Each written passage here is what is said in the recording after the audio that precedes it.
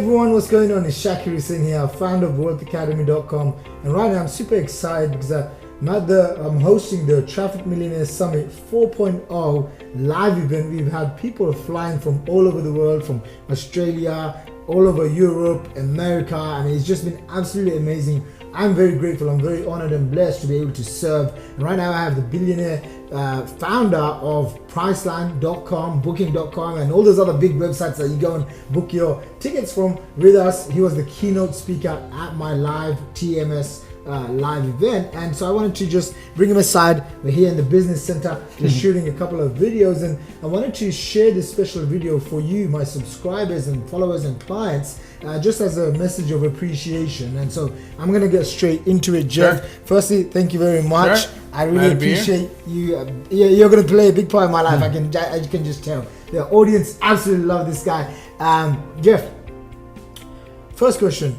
When starting out in entrepreneurship, what is maybe the correct, or what's the kind of right mindset people need to have? You know, because when people are shifting from employee or shifting from a 9-to-5 job or shifting from, I have a lot of people who are maybe high-level executives and they're in a job, they're cushy, they're making good money, but now they want to branch out to being an entrepreneur, and they come and find me. So I show them how to, create an online business that scales and automates. What's your advice when it comes to having the right mindset on that? So there's a lot of parts of mindset, but one of the first things, especially for people to make that transition, is to find a real problem to solve, a real need to fill, right? What are you selling and to who and why is anybody going to buy that? I see so many people, they want to be an entrepreneur because it's cool right now, it's sexy, right? It's on TV, it's in the movies. The word is suddenly means something. So I see these people that literally call me and say, I have an office, I have a logo, I have business cards, I have a website, and I say, you have everything but an idea. What is your business for who? So I think that's probably the first part of the mindset for entrepreneurs. If you're getting into this business, fill an actual need that really exists or solve a real problem in the world. Don't just set up shop and say, I'm an entrepreneur now. The ones that succeed are the ones that are actually focused on the problem, not on the fact that they have a business. Nice. And in terms of, when you look back at your career and your businesses, what do you think has helped you go from that, having that shift from going from maybe $1 million to $100 million, $1 billion? What's that shift that occurs to scale up? Sure, I think that's a great question, because so many businesses, designing for scale in the first place is really, really important. So we didn't do that. I didn't know that when I first started in business. So I see these people now, especially, here's what I hear all the time, Shaq. People say to me, I'm stuck. And I say, why? They say, I'm working harder than I ever have, and my business has plateaued at 3 million a year, and we haven't grown in 5 years. It's been 3 million, 3 million, 3 million. They get stuck because they weren't designed to scale. There's a lot of elements about designing a business. The one that we talk about the most is that you as the founder have to let go. And that's really hard for you. You're going through that yourself. You're growing, your company's growing amazingly because you provide a great service and great value, but now you're adding more and more people. So the only way you're going to scale, which you and I talked about earlier today, is if you let go and let people start to take ownership of things and go do things that they don't even tell you the details of. You use that very expression today. Yes. You're exactly right, Shaq. That's part of scale, is that you've got to design for it. You've got to let people that are smarter than you do things that you're not great at anyway, and just get out of their way. When people start to recognize that, then they start to scale. But people that hold tightly to everything they do and can't delegate, they don't scale. Wow, there's a lot of wisdom in there, and we were just discussing this before, letting go. In terms of Jeff, you travel around the world, you speak a lot, more than me. Jeff was just saying he left. He met Donald Trump last week, and he left the inauguration. I'm trying to pronounce that word properly. Inauguration last night, because he had a commitment to being here, and I see you're really super committed to your word. It's something that I learned a lot from you. Even today, I was taking lots of notes, and I looked back, and all of my key staff were taking lots of notes, and that was the proud moment for me today. So in addition to that, what's the one question no one really asks you, but you wish they should ask you? I would say that it's more about how. So team, let me preface that. Building, and same discussion you and I had, building an amazing team is the key to success. Finding, like I said, people that are smarter than you in all the areas you're not great at. Each of us no matter how successful we are, is still really only good at one thing or a small number of things.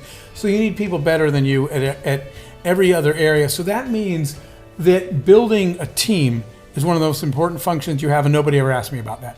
They asked me about how to spend their marketing dollars, SEO and SEM. I asked you about building teams. You're right, you I'm did. on the right track. You are absolutely on the right track. They ask about operational issues or sales issues or whatever, but rarely do people come up and say, what you asked me, the first thing you asked me today, how do I create a culture that creates an amazing team so that we have the best? Here's the goal. You want to have the company where the best people in your industry who could work anywhere they want all want to work for you. That's the job to create it. And people don't ask me about that, and I wish they would, because when I look back now, our companies won because we literally had amazing cultures that attracted incredible people, and they never left. Yeah, that's amazing. That's a really good answer to I think a pretty good question. So when people are starting out, and so for example, they don't have a team, they're a solopreneur, those are sometimes a lot of my customers, the people that you just spoke to, they're just looking to start a business. And we have different business models, business in the boxes, stuff that we can get people set up like an online franchise type. What's the most important thing in your eyes that people should look into when starting, growing and scaling a business in terms of coaching, mentorship? Like, what's the significance of finding people that have already got results? I mean, I asked you today, hey Jeff, I want to spend 30 minutes a month with you on the phone, just a couple of hours a year. So what's kind of how important is that part? Great question, and it's why I'm here supporting you today, right? The reason I get asked to be a lot of places, but I wanted to be here with you because of the fact that you understand how important coaching and mentoring is. And by the way, I got to tell you, unsolicited, a lot of people at TMS 4.0, a lot of people came up and told me how dramatically you changed their lives. Their association with you, your coaching, your mentoring, and your programs literally changed their lives. That's what I believe in as well. And that's why I came here to be with you and all of your attendees today. It is critically important. I had no coaching, I had no mentoring. It wasn't popular then when I was first starting.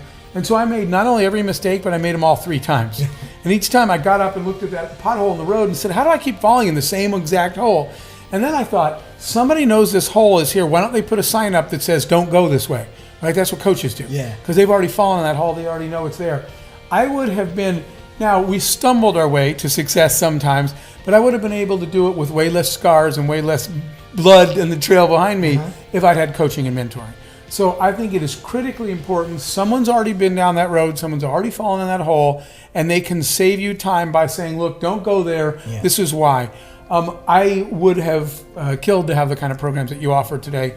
I would have definitely invested, because it's critically important to get somebody that's been on the path ahead of you. That doesn't mean sometimes you might have an idea that, that person, your coach and mentor, hasn't thought of, but it's a give and take relationship. And again, it's somebody that's already gone down a road that you're on. It'd be great to have somebody that can tell you what's up ahead of you. Yeah. That's what coaches do. That's very valuable. I appreciate that very much.